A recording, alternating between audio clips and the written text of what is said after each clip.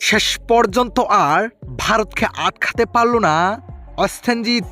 ভারতের কাছে হেরে বিশ্বকাপ থেকে একেবারেই বিদায় নিল অস্টেনজিত।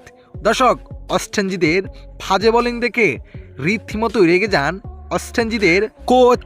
দর্শক, অনেক জল্পনা কল্পনার পর অবশেষে বিশ্বকাপের সেমিফাইনালে চলে যায় ভারত। দর্শক, আজকের সমীকরণটি হলো যাই জিততে পারবে সেই বিশ্বকাপের সেমিফাইনালের স্বাদ পাবে। যেখানে এমন সমীকরণে এদিন শুরুতে ব্যাট করতে নেমে অবিশ্বাস্যভাবেই শুরু করেন অস্টেনজিত। যেখানে শেষ পর্যন্ত 20 ওভারে 4 উইকেট হারিয়ে 195 রান করতে পেরেছিল অস্টেনজিত। লক্ষ্যটা খুবই বড়। এমন রানের লক্ষ্যে ব্যাট করতে নেমে অভিষেক শর্মা 10 রানে ফিরে যায়।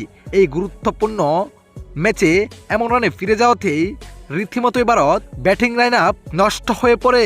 তবে এক প্রান্ত আগলে রেখে অবিশ্বাস্য ব্যাটিং করেন শামসু স্যামসন।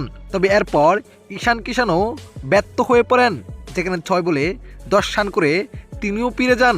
তবে শামসু স্যামসন এই মুহূর্তে 52 করে নেন তিনি।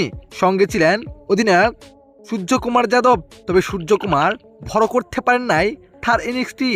18 রানেই থেমে যার তার ইনিংস। এরপর তিলক ভার্মাকে নিয়ে জয়ের বন্দরে পৌঁছাতে থাকেন শামসু স্যামসন। কিন্তু তিলক ভার্মা 27 রানে থেমে যায়।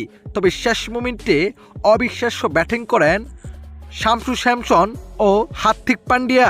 শেষ পর্যন্ত তাদের দুর্দান্ত ব্যাটিং তাণ্ডবে অস্টেনজিতকে হারিয়ে এশিয়ার হয়ে একমাত্র ইন্ডিয়ায় সেমিফাইনাল নিশ্চিত করে।